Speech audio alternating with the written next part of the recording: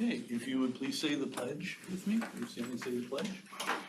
I pledge allegiance to the flag of the United States of America and to the republic for which it stands, one nation, under God, indivisible, with liberty and justice for all.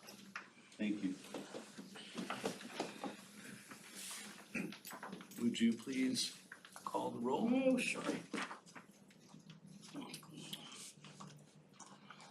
I'm just getting organized, I'm sorry. Totally. Okay, Frost, Here. no. Oop, gone. Ben Yosef. Here. Chow. Here. Gorson. Here. Moons. Oh, here. Tyler. We're 6 tonight. Yes. Do we have any correspondence? No. No. Okay. Do we have any visitor statements tonight?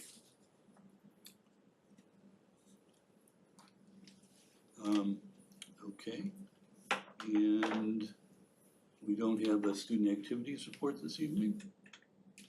So I will turn this over to Dr. Twidell. All right, well, I have the pleasure of swearing in our new board member, Mr. Don Tyre. So Don, if you want to go ahead and stand up.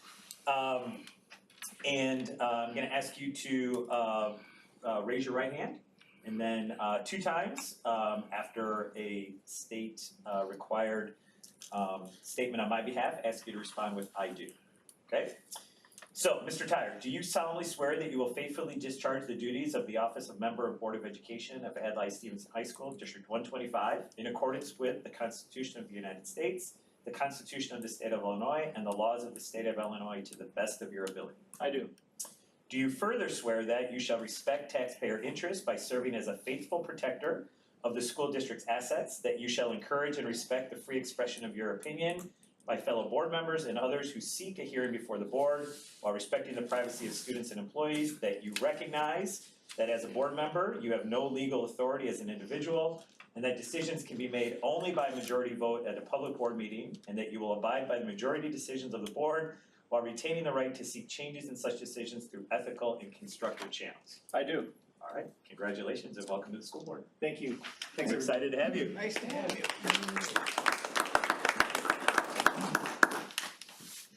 Excellent. We need a motion. What? To appoint.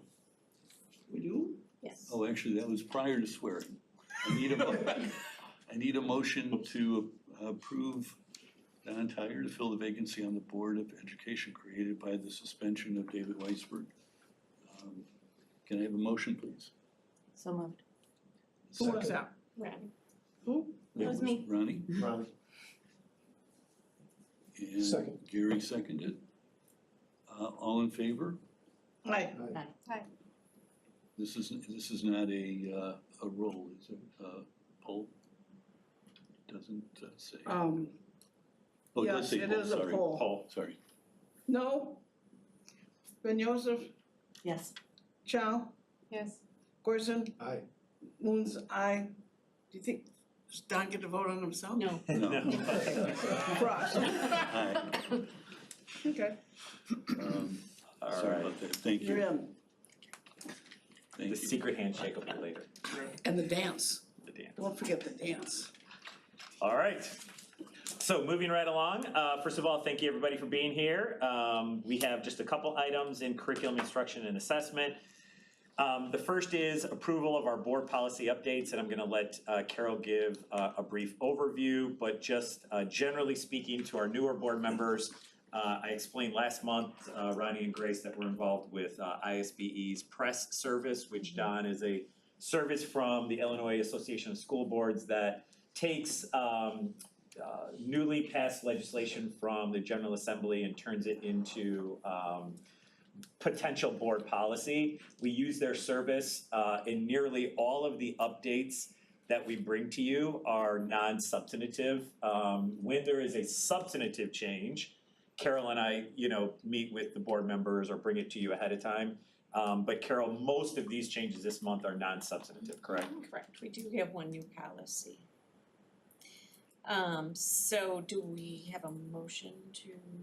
Oh, sorry. So we are, sorry, I before I let you explain it. Before, So yeah, before I let Carol explain that, we just need a motion to adopt the policy updates contained in press issue 108 as well as policy 5:120. You have a motion? So moved. And a second? Second. So Carol, can you just give us a brief Yes. update? Absolutely. So policy 4165 is a new policy that was reviewed by our legal counsel, and it's okay to adopt as presented. But our legal counsel, in accordance with 4165, had to update the language that we put into this year's student guidebook on page 33. And because of this new policy, we are also required to update policy 5120. So Robin Schwartz did go ahead and give us language for that. So I've included that. 520, we are recommending keeping our current policy and adding the language that's in blue. As well as 5250, we are recommending keeping the language that states refer to our current collectively negotiated agreements. You'll see that marked up on that policy as well because it aligns with policy 5330. And then there's 3 policies that were included in this press issue. We do not have those policies, so we are recommending not adopting them. And partly because we're still bound by state law anyway. It's interesting because the changes to 5120, in effect, they're all ethics and conduct items that, when you read through the language, it's really stuff that you would have assumed applied anyway, so Correct. it's really just clarifying. Correct. And that's why, again, there's really nothing substantive in here. We haven't really needed a policy committee to dive into these deeply. Carol does a great job of working with press, and anything that is just a matter of clarification, as this was, tying up loose ends and then getting things in the student guidebook, she runs past Robin Schwartz. So if there was anything in here that we felt needed a committee meeting, we bring it to you, but honestly, these for the most part are wordsmithing and keeping current with state statute. And I'll just mention, I talked to Carol earlier, the 3 policies that we're not considering, I had a little bit of technical problems at home. But the fact that we're not considering tonight doesn't mean that if you review those and you have questions that you can't raise them and we can discuss them later. So I'm gonna look at them after this meeting as well. This is always a document that's a work in progress. Right. And to remember that a lot of times ISB develops policy that is simply a reiteration of state statute and state law. And so a lot of times we look at this and we talk to Robin Schwartz, like, well, do we need this if it's already a law? Like, why would we be duplicative? You know, like, there doesn't really need to be a specific policy Correct. if we're already required to behave or act in a particular way. So, you know, that's why you'll see sometimes we're not recommending adoption of certain policies, because we have to do it anyway, so. Interesting. Excuse me, sir. The 2 policies, though, that you were adopting, can you just explain what they were? Yes, I mean, you're just giving number codes. sure. And that doesn't mean anything. So if you could just say what the 2 that you were adopting. So part of this whole packet is policy 4165, and that relates to the awareness and prevention of child sexual abuse and grooming behaviors. It's required by Aaron's Law, which I think they've changed now to Faith's Law. And the other one is basically, has to do with professional personnel, the terms and conditions of employment and dismissal, and like absences, leaves of absence, sick time, which we have to abide by our negotiated contracts, so we wouldn't want any other language, our go-to is always our bargaining agreements. Thanks for the clarification. Sure. Are there any other questions for Eric or Caroline? Okay, would you please, this is a voice vote. All in favor of these changes to the policy updates? Aye. Aye. Opposed? It passes. Carried. Okay, the next item is approval of our data sharing agreement with CLC. As you know, the past few months, we've been bringing forward to you our MOUs with our feeder districts, and now we're bringing forward a intergovernmental agreement with CLC to share data. You may recall that CLC is actually our second largest feeder university to University of Illinois. University of Illinois is first, CLC is next, and having this data agreement in place will help us to be able to see how our kids are moving over to CLC, how they're doing. We'll be able to, look both forwards, they'll be able to look backwards in terms of student achievement, and it just opens us up to being able to communicate more effectively about how our kids are doing. Mark continues to be involved pretty heavily with the CLC group, as is Wendy Custable, and it's something that we feel would really help our relationship with the organization. So tonight, we're bringing forward to you an intergovernmental agreement to share data with CLC and SHS as presented. Before we have discussion, can I have the motion to approve the sharing agreement? So moved. Second. Thank you. Was there a second? Yes. Ronnie, second. Right, thank you. Questions for Eric? So this is a new or it's continuing, we do this periodically? This one is new, but we've had different, because we're obviously different entities, we've had different intergovernmental agreements with CLC in the past. This one is very specific to student data. We've had articulation agreements, we've had credit agreements, things like that. And we also share students. We share students. This is sharing information after they graduate and before they graduate CLC back to us. So we want to see how they're doing over there. It's really, to be honest, it'll be a one-way street.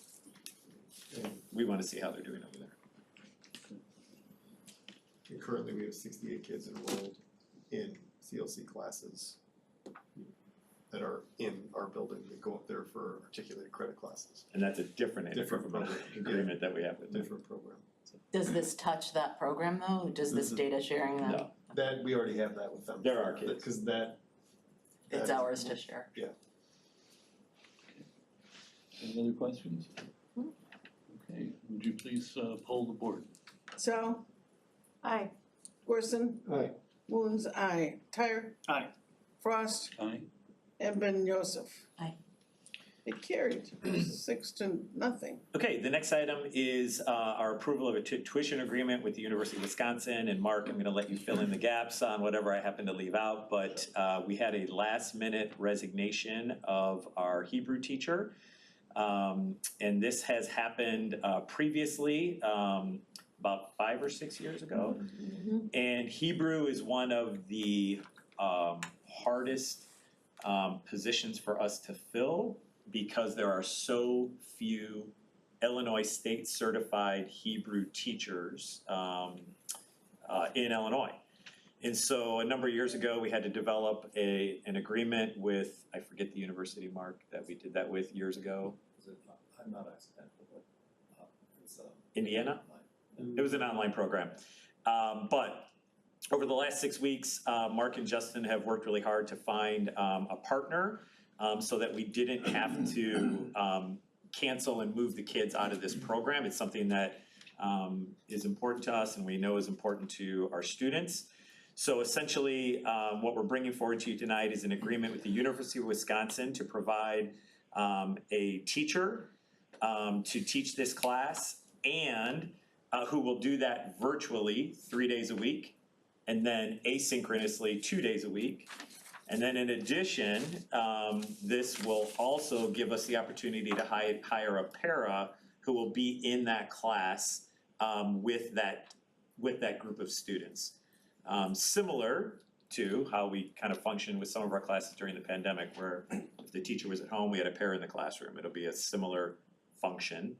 We have the technology for it, but we felt like at this point in time, with the number of kids that we had enrolled in the program and the history of change in this program, we didn't want to eliminate it at this point. So tonight we're bringing this forward to you for your approval.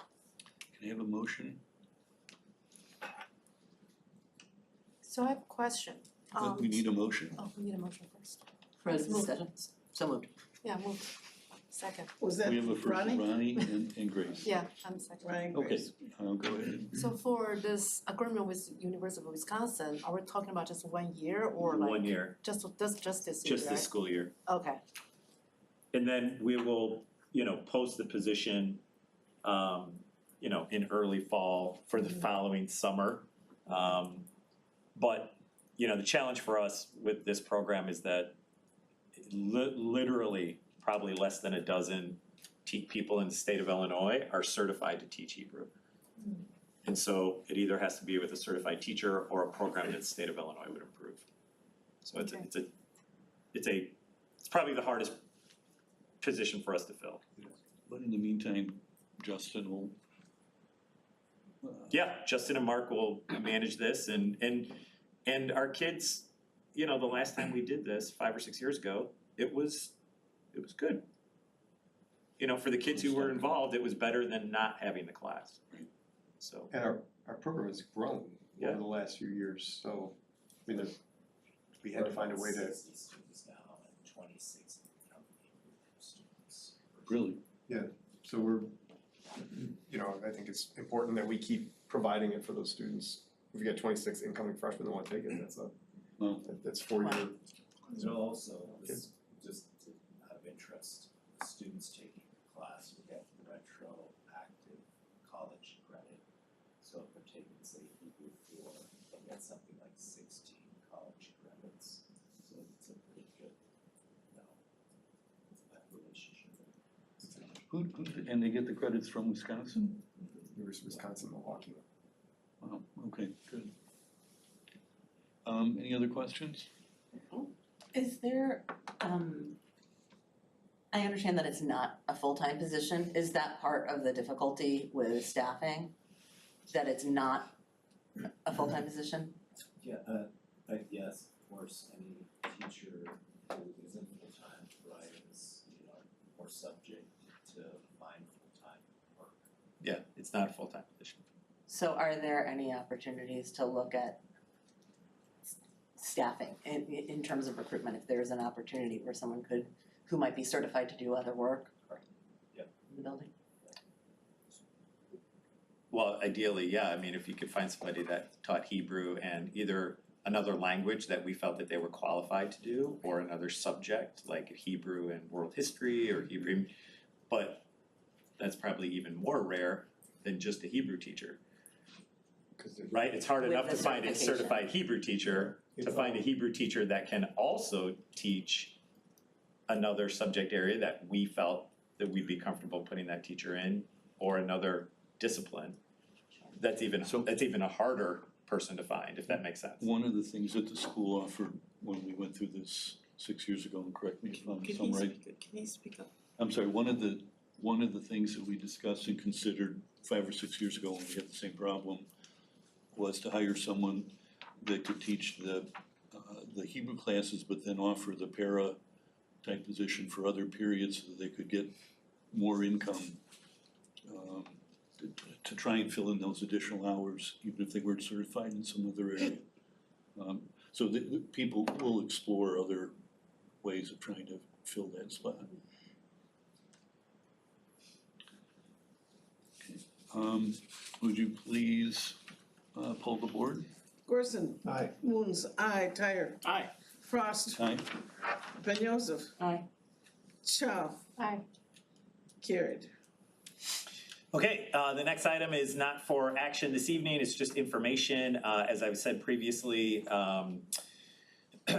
we work on a yearly goals, projects, and initiatives document, and it's attached for review. We took a look at this at the retreat.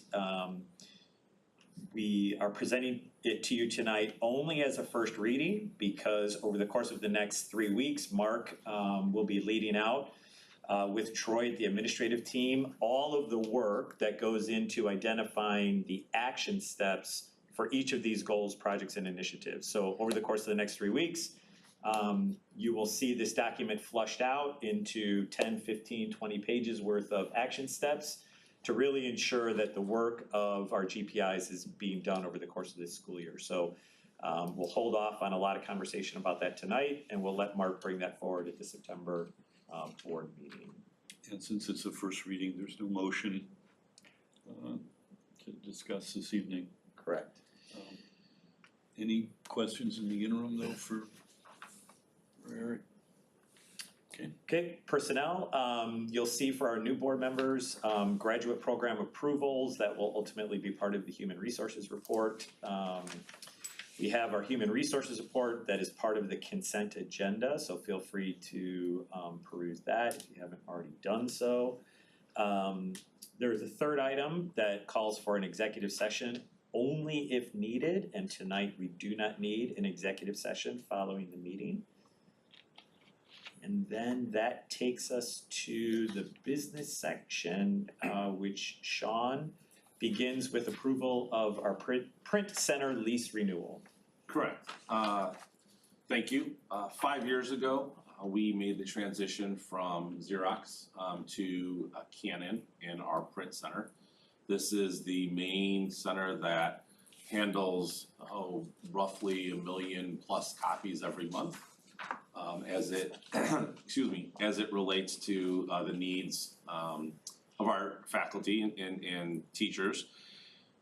The lease has expired, so we are in the need of replacing the machines that are existing in there right now. There's 3 large capacity machines.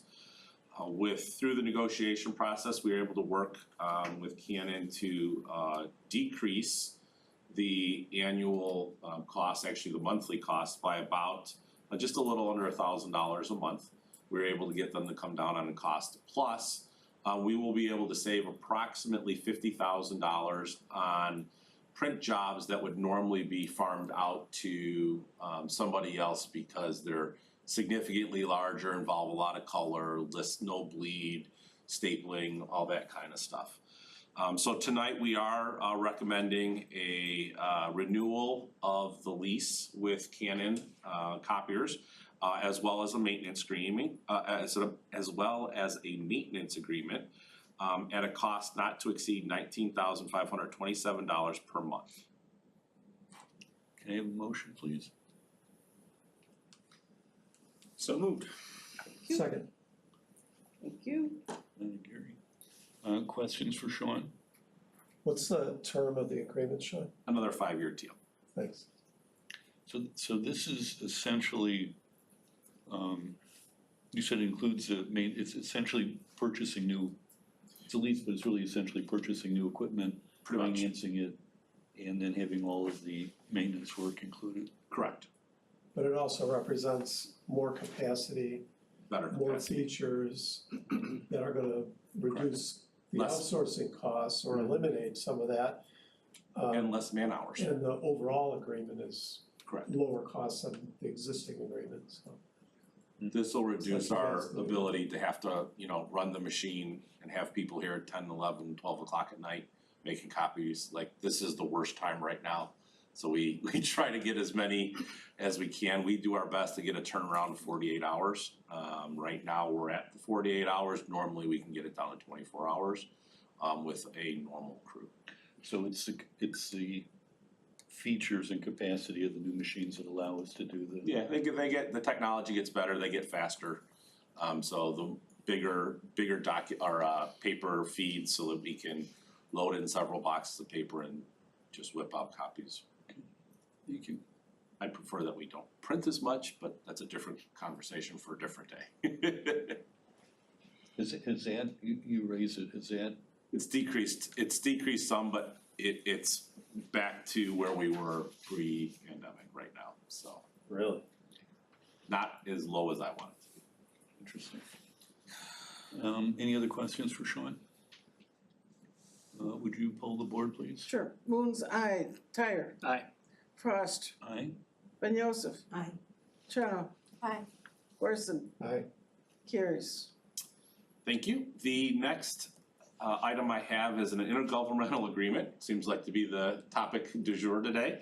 But this one is with the Village of Lincolnshire as well as the Vernon area township for basically a school zone or speed zone along Port Clinton Drive on the north end of our campus. We do have officers out there directing traffic. We have students walking along not the roadside, but the path or the sidewalks, if you will. We'd like to make that a school zone, and in order to do so, we have to paint the street. We have to get approval from the individuals that govern that road, which is the Village of Lincolnshire as well as the Vernon area township. And then we are also gonna put up some of those speed monitors, if you will, where you drive by and it flashes and says you're doing 40 in a 25 or you're going too fast, something like that. We do believe this will provide additional safety for our students as well as our staff and police liaison officers that are working out there as well. So tonight we are recommending that the Board of Education approve the intergovernmental agreement with the Village of Lincolnshire and Vernon Township for the creation of a speed zone along Port Clinton Road. Can I have a motion? So moved. Second. So Gary and Grace, Terry, Pardon me? Gary and Grace, Gary. Yeah, I got that. Was it Grace? Yes. Yeah. Okay, got it. So, Sean, I read the intergovernmental agreement. Is it, and I saw that we're paying the costs. Is that customary when you? We initiated this process. They don't have an appetite to really do that, and so for us to make it really come to fruition, we'll bore the cost of that. There a number of times that I've driven down that street during school hours where you see kids walking in different directions. I think that's a really smart. I agree, we Smart concur, for sure. Any other questions for Sean? Terry, would you please poll the? Tyre. Aye. Frost. Aye. Ben Joseph. Aye. Chow. Aye. Wilson. Aye. Moon's aye. Carries. Excellent. Okay, the next item is an outgrowth of our negotiation cycle from both our support staff, but primarily our faculty negotiations last year. That's correct. If you recall, there are only a handful of Division I athletic programs that are larger than Stevenson. So we have close to 2,100 athletes participating every year. We have over 40 different levels of sports. And as a result, we have over 200 coaching positions, which is a lot. So again, only a handful of Division I colleges have athletic programs that are any bigger. One of the challenges that we have, however, is hiring coaches. So the number broke over 50% of our coaches do not actually teach in the building, which, is not ideal. Ideally, we would have more of our coaches who are actually staff members in the building, whether teachers or staff, whichever. We would love to have more folks in the building. So during the conversations with Trish, the athletic department, our association, one of the things that we decided to consider is how to incentivize coaches to consider coaching more than one sport. And so out of that, Sean, came a proposal that you worked on with Trish and the association. Correct. Tell us a little bit about that. So, in looking at how do you provide that extra incentive to attract the in-building coaches, many of whom are already coaching a single sport, but would be interested in doing another sport. there is a time commitment to that. And so what we kind of went through several different things. Where we ended up was, if we took a look at their combined stipends. So if they're a head coach and assistant coach, you combine the two stipends, let's say combined the stipend is $10,000 for easy math, right? We would pay them 15% of that combined stipend. So in that case, it would be an additional $1,500. And we would make sure that we cap that stipend at $4,000. So, you know, at the most, the district would be responsible for an additional $4,000. On the lower end, two sports combined, it's probably $6,000 for the least paid, so it would be, you know, roughly like, what is it, $900, so. And I think one of the things we talked about is, you know, how effective is it, how effective is this incentive going to be? We're unsure. I don't think we're gonna have dozens of people taking advantage of this. I think there might be a handful, and that'd be great, you know. But I think, Sean, that we're thinking less than a dozen people. But any time we can get an in-building person coaching, the benefits are significant because that person has, you know, the ability to have those relationships with kids in proximity. There really isn't, you know, any comparison. So before we have questions, can I have a motion to approve the stipend? So moved. Second. That one, Ronnie seconded. And I think at the end, before we took the motion, you pointed out, you know, it's interesting, we sent the explanation to the community last week about steps that we're taking for security and other issues within the school. And one of the things that's critically important is the relationship that the students in the building have with the staff and others on campus. And this is one of those key elements that is important for the kids, socially, emotionally, for our security on campus. So there's lots of reasons why this is considered beneficial. Is it possible that we could have an update about how many people we were able to incentivize, Sure. let's say by January? Sean, do you know what the potential exposure is? Like, how many multi-sport in-house teachers do you have now? I can work with Just Trish kind to of- figure that out, yeah, I mean, just I'll more bring for that. your own, if the numbers are small, yeah, and it's not a big impact, and then Yeah. the one question that occurred to me, and again, with small numbers, it's probably less of a important, but would this additional stipend or incentive have any impact on the cost of TRS to the district? Does it go through the earning TRS? correct, yeah, so coaching stipends are in fact credible earnings in the district. Though the district's responsibility is only 58 basis points on this, so it's less than 1%, fairly negligible. Most of the TRS payments come or are paid by the employees Right, themselves. yeah. So they would be Right, thanks. responsible for the 9%, and the district pays 0.58% or a little over 0.5%. Do you know if other districts have the same model? So we did talk about it, they're all kind of, some of them are feeling the pinch worse than others, us being on that end. Nobody has gone down this road yet, so like many things that we do, people follow in our footsteps. But they don't have, But they don't have they're not big enough to have the Correct. problem. they don't offer as many They don't sports. offer as many sports. Does Trish have anecdotal evidence that, are people coming to her and saying, listen, I would do this, give me some extra, Yes, that makes sense. This came this from, came from our committee. That's this right. came from the That's- committee. Yeah. So Sean, remind me, how many athlete program being canceled because the coach shortage last year? How many have we canceled? We haven't had to cancel any of our programs at this point. But we haven't had to cancel, but we end up with coaches that we might not otherwise be really happy to have. Correct. Okay. Sounds like a terrible thing to say, I apologize, but. Well, and for an out-of-building coach, if they have another job, they might not be They're able to torn, show up they're at teacher or 4:30.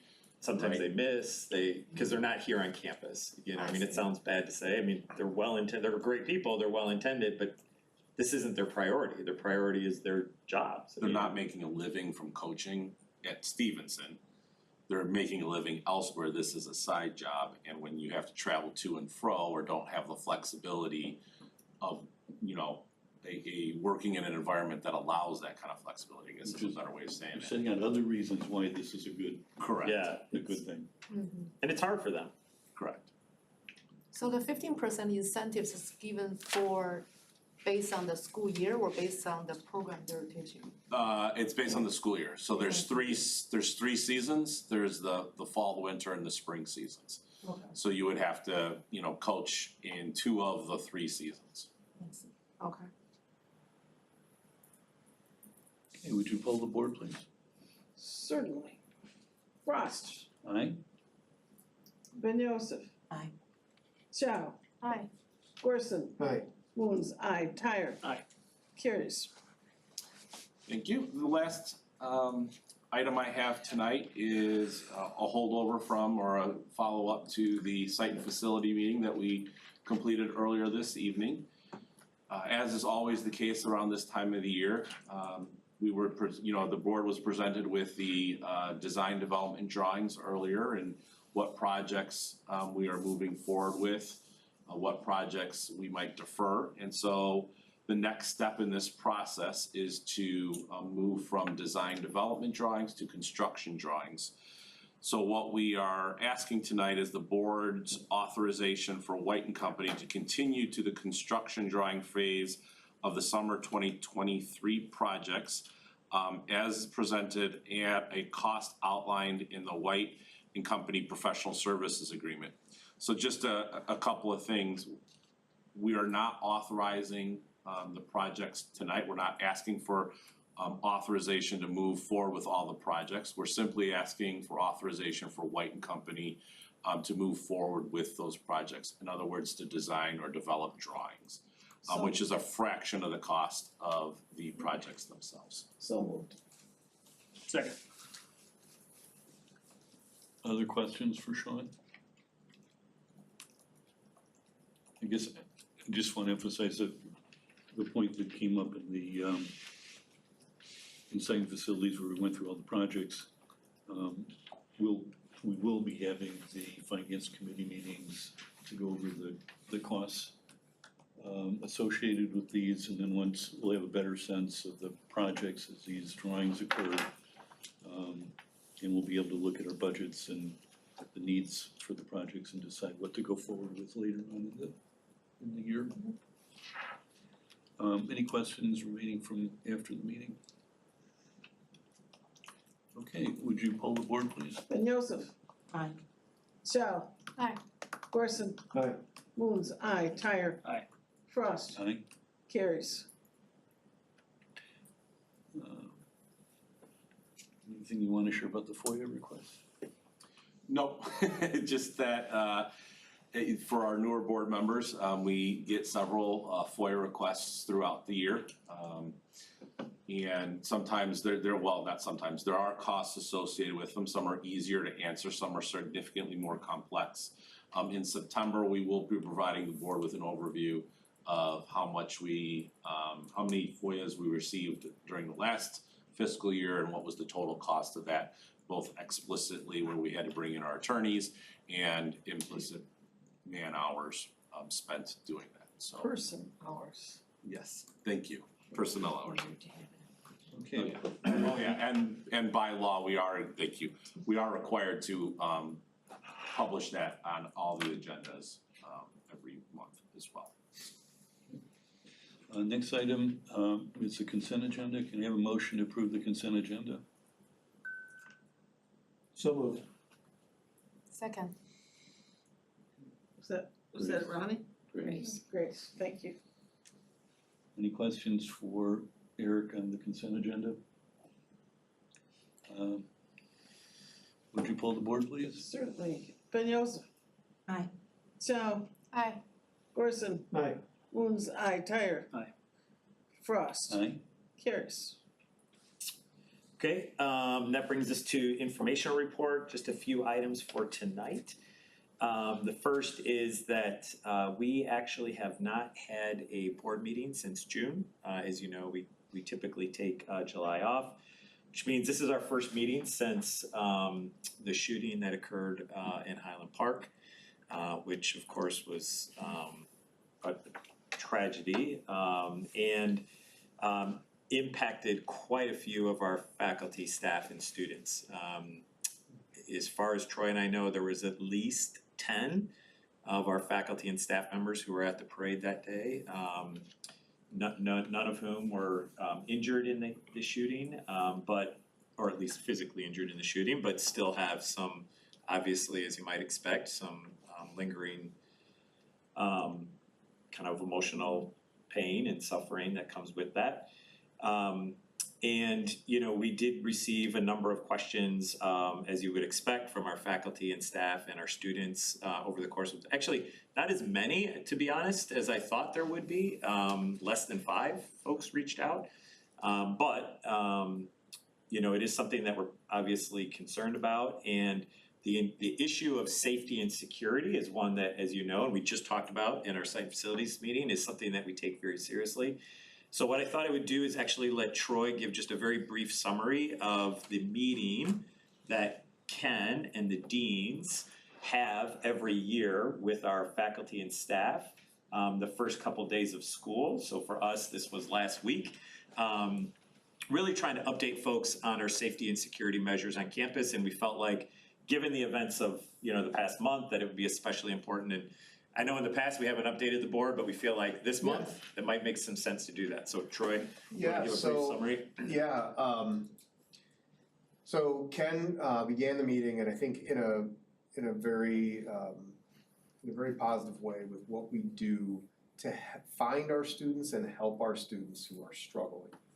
And I think when we think of stopping those kind of events, the prevention area is always more important than what we're gonna do in the moment.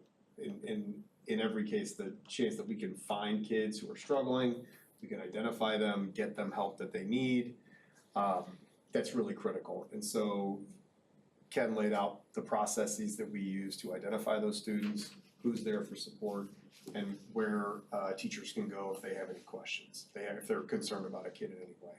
So that was really, I think, to us, that's the most important thing that we do. And I believe that for our kids and our community, that information that we get keeps us more safe. And we truly appreciate anything that we hear. Then the second conversation is, you know, we have moved into a space, as always, you know, we practice our lockdown. We had our drill day today, so we practiced tornado, fire, and our lockdown drills. One of the things that we purchased, gosh, it's like 7 or 8 years ago now, when we spent the money for the automatic locking doors.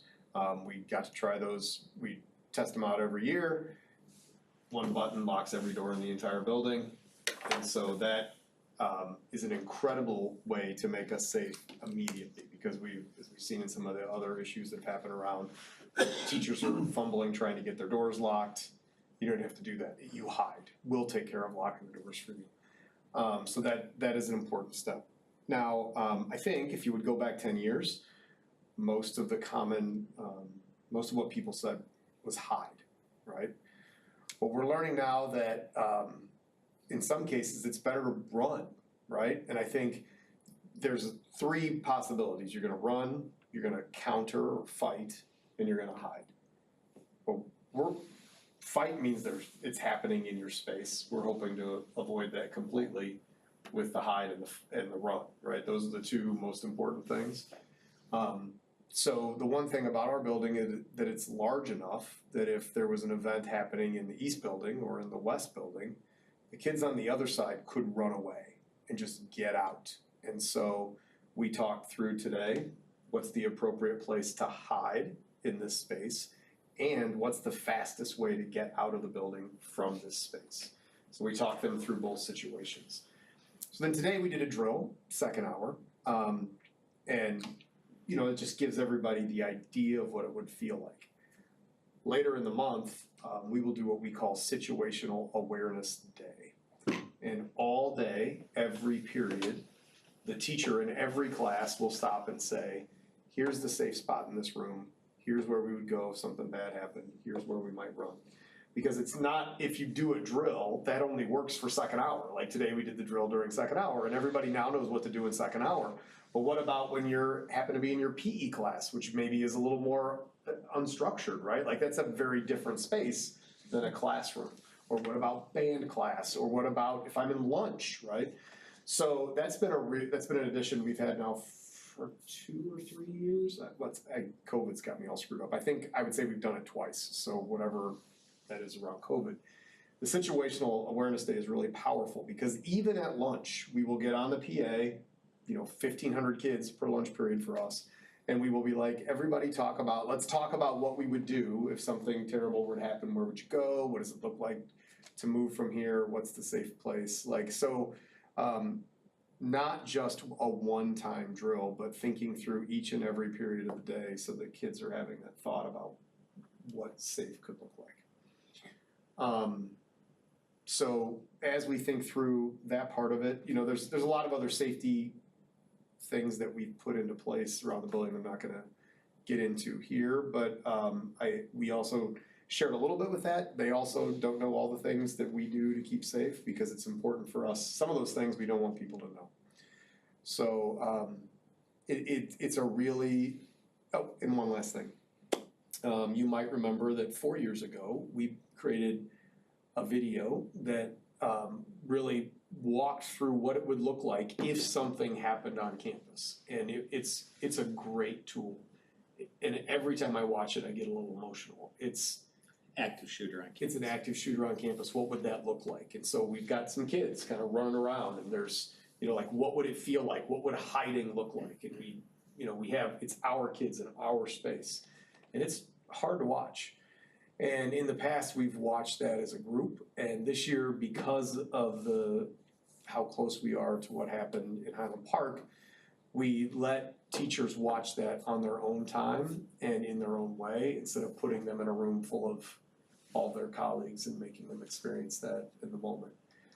I do still think it's a very powerful tool to put you in the place of what that feels like and what it would look like here and just thinking through what does that mean for me and the place of the school. It is a good learning tool, but like I said, I've watched it 15 times. I hadn't watched it in a year. When I watched it right before we sent it out, I was like, man, it's probably hard. Given that we have some redesigned spaces, we probably need to redo that video at some point. At least a piece or two. And I think the other, go ahead. No, I was gonna say, and the other thing is, we're constantly training, we're constantly training staff in various levels. So I happen to be one of the individuals that went through the active shooter, they call it ALICE training, which is what they use to train law enforcement officers and to get an idea of what their perspective is. So you talk about different experiences for different staff so that we can get everybody and constantly thinking about these new spaces, or as we changed from hiding to running first, that was one of the things that changed when I went through my training. It was actually hide first, now it's run. Depending on where you are. Depending on where you are. My gut tells me that, what happened in Uvalde is going to have an impact that we might not know yet. Because if you think about Columbine, the law enforcement response prior to Columbine was surround the building, don't enter, consider it as a hostage situation. Well, that's what they did, and a lot of kids died as a result. What happened in Uvalde was just tragic, and so I feel like there's going to be, I don't know what it will be, but I do think there's gonna be some, change in the way that we are advised to treat those active shooter situations, given how long it took law enforcement to, reach that classroom. So I don't know what it is, I don't know what it'll be. Politics aside, don't know, don't care, but I do think there's gonna be a different kind of expectation for how as a school we treat those situations, so. Doctor, can I ask a question? Can I ask a question? Actually, you know what, yes, you can. It'll I be just wanna quick. explain. It'll be quick, this is relevant, this is probably one of I the most just wanna important explain the issues in the community. if you, I totally get that, I just wanna explain what our process normally is. Under our policies and the school procedures, that's the purpose of the visit, I'm explaining for the future. I understand, the but vis- you bring the that up in visitor- the first 10 minutes of the meeting, and you have the most salient issue in the whole school board meeting, and it comes at the tail end. So that's kind of ex post facto, would you not agree?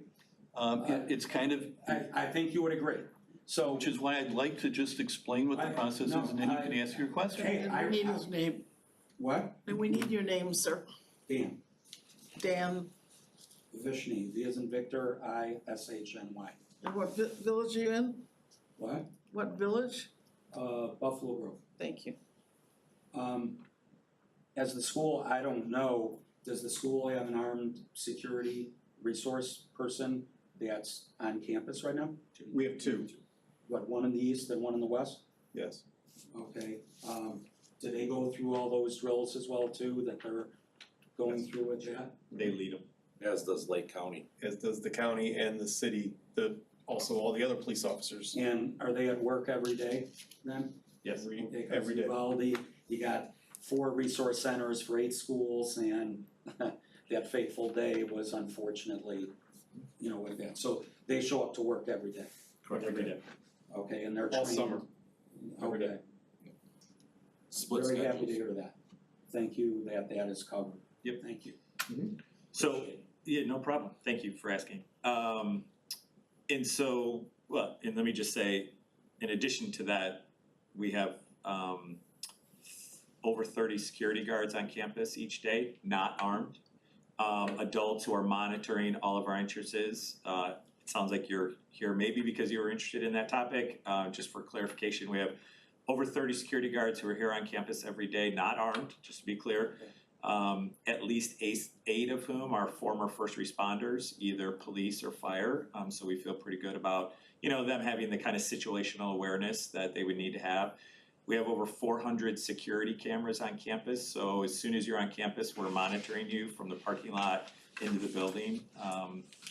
So, we feel like from an infrastructure standpoint, we have a lot of the things you would expect as a taxpayer for a large organization to have. I think the point that Troy made at the very beginning, however, is that, at the end of the day, the most important preventative or deterring kind of work that we can do is helping the social emotional growth and development of those kids, because clearly there's something wrong, and, if we can catch, those students and reach out to them far before something like that is ever to happen, it'd be great. But think of the reinforcement, that we have 2 armed on campus and 30 others. Totally. That could be done in a way to at least, make emotions that you have some relief. Totally. That the school has our back. Yeah, and just to be clear, we did have a number of years ago, if you read or heard about this in the media, it's all public knowledge, we did have a gun on campus 5 years ago, Troy? More, I think. 6 years, 7 years ago? Troy and I were both involved in that situation. We had received a tip from a parent and a student, and to Lincolnshire's credit, once we made that phone call, they were less than 3 minutes, 4 minutes. It was somewhere the low 3-minute range from the phone call into the classroom where the student was with the gun. He brought it basically for show and tell, bragging to his friends. But Lincolnshire was great, and so it gave us some confidence that they'd be able to respond quickly. We also practice the response time for all the local law enforcement. We have a couple of drills that we run where they come to school. The Lincolnshire, all of the Lincolnshire police that work, they also, when they work days, they come to school and they shadow the SROs, so they get a chance to see around the building and they understand what the building looks like. They get what's the layout, what are the names of the parts of the building. So if they ever have to come, they'll be able to easily get from place to place. So it's very often that we're not just two police, there's a third who comes and they rotate in, and it's one of the things that our SROs do. They reach out to the other police and bring them in so that they have a chance to see around the building. So we have a great relationship. And every student is aware there's 2 armed and 30 others, so that lowers the anxiety level that you can go to school, that it represents a harder target for the bad guys. Right. They're uniformed. They're obviously policemen. Yeah, they're The- uniform. The students can Yeah, obviously as see long who as they are. there's that awareness that lowers the anxiety level, that they can come to work, go to school and be a student. Sure, Absolutely. So, thank you for the clarification. you're very welcome. And I just wanna mention that, we talked a moment ago, earlier this evening, about the memo that you guys put together and sent out to the community. I got several calls from people in the community saying they did not appreciate, there's one thing that people are focusing on, what happens if someone, God forbid, gets into the building, but they hadn't recognized how much goes on here at the earlier stages to prevent that from ever happening, and the relationship building that's going on, and things that are being done to identify the kids that need help. And it's a whole process that's happening here, that a number of people in the community contacted me and really appreciated that in the memo that you sent. And we appreciate you saying that, because thankfully, that's data that you'll never see and that we'll never know. How many schools, maybe even our own, were able to prevent mass shootings by, developing really good, healthy relationships with kids that was preventative. And thankfully, we'll never know that data, but we're never gonna stop, trying to develop those relationships with kids, so. I just wanna say one quick thing, only because I heard you asking about it. Yes, you're right, probably the most important conversation we had at the meeting tonight. The only reason it was at the end and not the beginning, which I think is something you mentioned just a few minutes ago, is that just the way our agendas are built, the superintendent's report comes at the end and not the beginning, so that's why it was reserved for the end, so. I appreciate Yeah, just wanted- the nature. I just, Yeah. that I'm a community member, I don't want to be quelled because it's the Robert's Rules of Order. Yeah. No, I just wanted to clarify for you why this topic was at the end and not the beginning. No, and I very much appreciate there's the 2 armed and the other security guards, because make the schools the harder targets. The kids are the best, We agree with you. resource we have. We agree with you. Thank you very much. Thank you. Okay, so there will be more to come on that. We will continue this conversation. We have some other ideas and strategies we'd like to bring forward. Okay, the next topic, Sean, I would love for you, sorry, I know this is short notice, buddy, I apologize, but I would love for you to give the board a little bit of an update about how transportation is going. Of course. Far more mundane, obviously. But right around this time in any other year, we would be fighting the bus battles. And so, why are these routes taking 10 to 20 minutes longer? Why wasn't my kid picked up? So can you give us a little bit of an update? We just approved a new transportation agreement in the spring. Correct. If you could tell us how it's going and what we should expect moving forward. It's going really well. Right now we have all of our routes covered. In the morning, I think on the first day we had a couple of delays. I think the last bus got here at 8:32. School starts at 8:30. We want them all here by 8:25.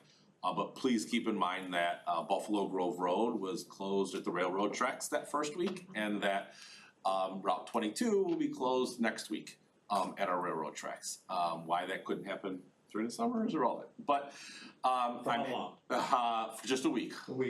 Just a week.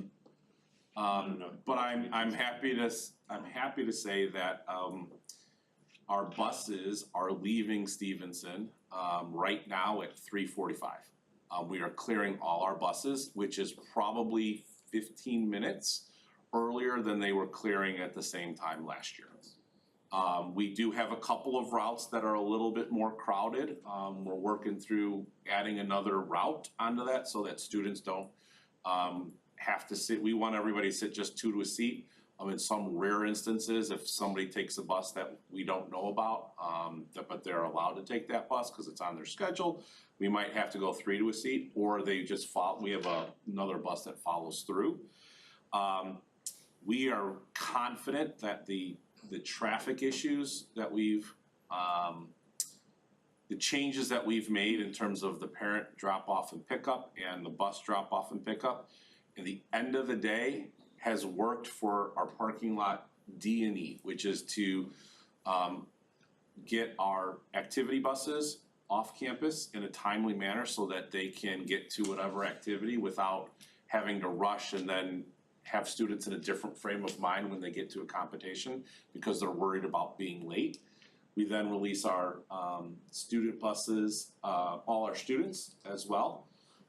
And then we're still working on the south half or the Route 22 in the afternoon, but the longest wait that we've had, and we've been out there timing every day. Right now, the longest wait is somebody who would come in at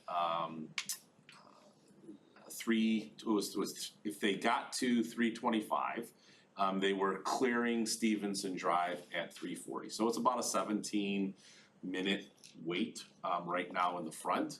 We're working on getting that slower. Part of the problem is we have many parents come at 3 o'clock, 2:45 to start waiting, and it backs up in the front parking lot as well as Stevenson Drive and even down Route 22. The interesting thing is that if you actually come to pick up your student at 3:35, your wait is like 2 minutes. You pull right in, get your student, and walk right out. So we're working on communicating better messages to help reduce the amount of traffic. But right now, our bus contract is living up to our expectations. And the traffic improvements that we made are working as well. And you mentioned the morning drop off in the front. We used to, because the buses used to drop off up there and the cars would be pulling in, we moved all the buses to the back. And the morning drop off this morning, it was 8:31 on a Monday morning, and there were no lines of cars in the front waiting. I mean, there were still people pulling in to drop their kids off, which we wish they would get here a little sooner, but they were not late because they were sitting in line. So the morning is so much better. Yeah. The buses are here on time. We still have some work to do with the Portland or the front half-day entrance. But And we with also have 800 parents showing up here to pick up their kid, and everyone in the morning they kind of roll in it over time, but everyone wants to be here at 3:25 to pick up their kid, and so some of it is, it's just gonna get a little crowded, right? So we'll have more data, obviously next week with the closure of Route 22 at the railroad tracks. This is gonna impact our scheduling, and we'll work on that. But we'll continue to collect data and provide evidence of when they're required to keep up when they pick up a student or when they drop off students and when they are released every day. So we track that data, and then they have guidelines that they have to meet. If they're too late, then they are penalized. And it's through our electronically contract. tracked. Correct. It's electronically tracked. Correct. Stopwatches and. Correct. Right. And we do have an app called First View that our parents and students can sign up for, that shows where the bus is and how long it'll get to that bus stop, so that they can work on a little bit of better real-time pickup and drop-off service as well. Okay. All that can be found on our website. I just saw, I don't remember which show it was on, a report that the driver shortage is still continuing. Yeah. Are our guys? They're staying on top of it. I get reports every week of how many drivers have been hired, how many are through training, how many have completed training, and how many have to be borrowed from another local district. We work full bus routes. We worked full bus routes last year until November. Correct. Yeah, so it's much better. We're knocking it out of the park right now. Keep on wood. Yeah, and let's, I think part of the rebranding, let's move away from buses to yellow limousines. Sorry, yes, Yellow limousines. yellow limousines. I think we need to attract. Got it. Yes. Okay, and the final item for tonight is just our excitement over the PWC opening last week to our faculty and staff and students. And then today after school was the first day that our kids could begin using the fitness center on the second and third floor. And Troy and I had an opportunity to walk through, and Troy, do you wanna talk about what we saw? By the way, it opened at 3:30, and Troy and I were walking through at 3:45. And it was, we had over 300 students who stopped by. I love the picture of how many backpacks there were laying there, because just a couple pictures away here. So you can see kids everywhere using the workout equipment. I think the thing that was most interesting to me is that you see the group of kids, and I know this is not a group of our top-notch athletes. These are just kids that wanted to come work out, needed a place to be together. Every single squat rack space was full from 3:30. I came back, started walking over here at 4:30, and they were still all full. Kids were waiting to get in line, going to do waiting to get their chance to get under the bench. But you can just see how many kids were up there. You can see people doing squats. It was great. It was absolutely amazing. And I don't know if you have any pictures of the third floor, but the third floor is where all the cardio machines are. So Stairmasters, treadmills, ellipticals, I think, and they were all over the third floor as well. So it was very cool. Yep. So Yeah, it is open till, actually it just closed, so from 3:30 to 8 o'clock for our students on the and week. at the 4:30 bus, a bunch of kids took off, grabbed their backpacks and ran right out there to the bus. And there's another 5:30 bus, so there was still, even at that point, there were still 200 kids in the room. And we actually had, I think the biggest problem was we were getting more help. We need to bring another security guard up here. We just needed more adults just to be in the room because there were so many kids in the space. It was also really cool to see the kids running sprints on the AstroTurf. And they were over there doing jumps, doing plyometrics, just making use of the whole space. Right. And Jasmine's, or the PWC Cafe, whatever we're calling it these days, is open till 8. And all the spaces are gonna be open on weekends as well, and during holidays. So Thanksgiving break, winter break, during the summer. We really want this to be a place for kids to be able to go, work out, get something to eat, have a cup of coffee or whatever, water, and then bobo tea is the big seller. And then there are tons of study spaces as well. So we have soft seating furniture, we have study tables, and so it was also really fun to see kids after they worked out to go downstairs and study, So our feeling has always been that we want a place where kids will want to be when they're not at home, right? You're either at home or you're at school. Don't go other places and get yourself into trouble and, stay here, we'll take care of you. We'll have opportunities for you to be with your friends and do things that you enjoy or do some homework or go work out. And so we were seeing that happen in this space, and that was really, And we don't keep the building wide open after school. The ILC and the QLC are open for kids if that's you wanna go study, use the media center, whatever that might be. So, and then the end of the day, also the PWC. So we basically push kids, you need to either be in this space or that space when, if you're not supervised by the club or a sport. it was great to see kids doing healthy things, They were right? just in there working out. Great. It's really exciting. You mentioned that you were pulling staff just to have enough adults Yeah. in the space. Is that something that you all will be assessing in these first Yeah. few weeks? I just to think, respond to. it's like Don said, I think it's like the January 1st effect, it'll I hope not. it'll spread. Well, I think what'll happen is kids will realize that, well, wait, it's open till 8 o'clock. So 300 kids won't all be there right at 3:45. I mean, if there are, great. Well, yes, we'll have more staff in there. But I think kids will spread themselves out, until 8, and then they'll be there on the weekends. And yes, we have our new wellness coordinator, Alex, is in there.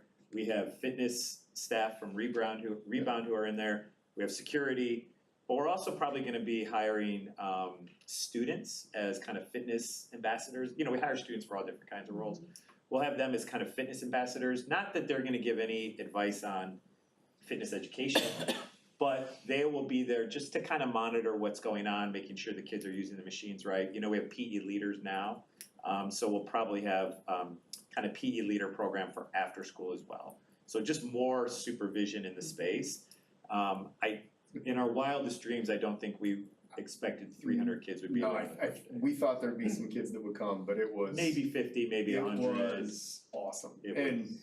they're all gonna be really sore tomorrow morning. So I don't know if. We won't see them till Wednesday or They might not Thursday. come back tomorrow, You yeah. didn't show photographs, Eric and I went over there, and We were not working out. I was gonna say. I was huffing going up the stairs, so. we went over there at about 4:40 or so. Yeah.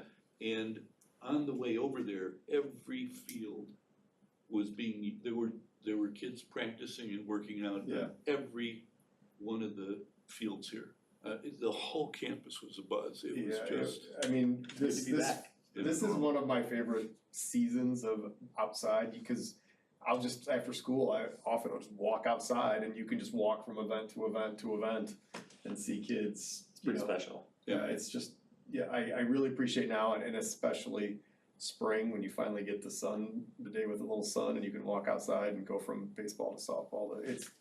There's something really cool about how busy this place is. And to have them here on campus, Yeah. you know, not off getting themselves into trouble someplace, you know, but we're happy that we have 40 sports and 200 coaches and, you know, I mean, it's great. We want them here, you know, engaged, having fun. I'll tell you, the kids are up there, had fun today, so I hope they tell their friends, and I hope there's another 300 kids there tomorrow, because it was. It was a lot of fun. Okay. All right, that's all I have. Can I have a motion to adjourn? Please. So moved. Second. Okay, so we have Ronnie and Grace, all in favor? I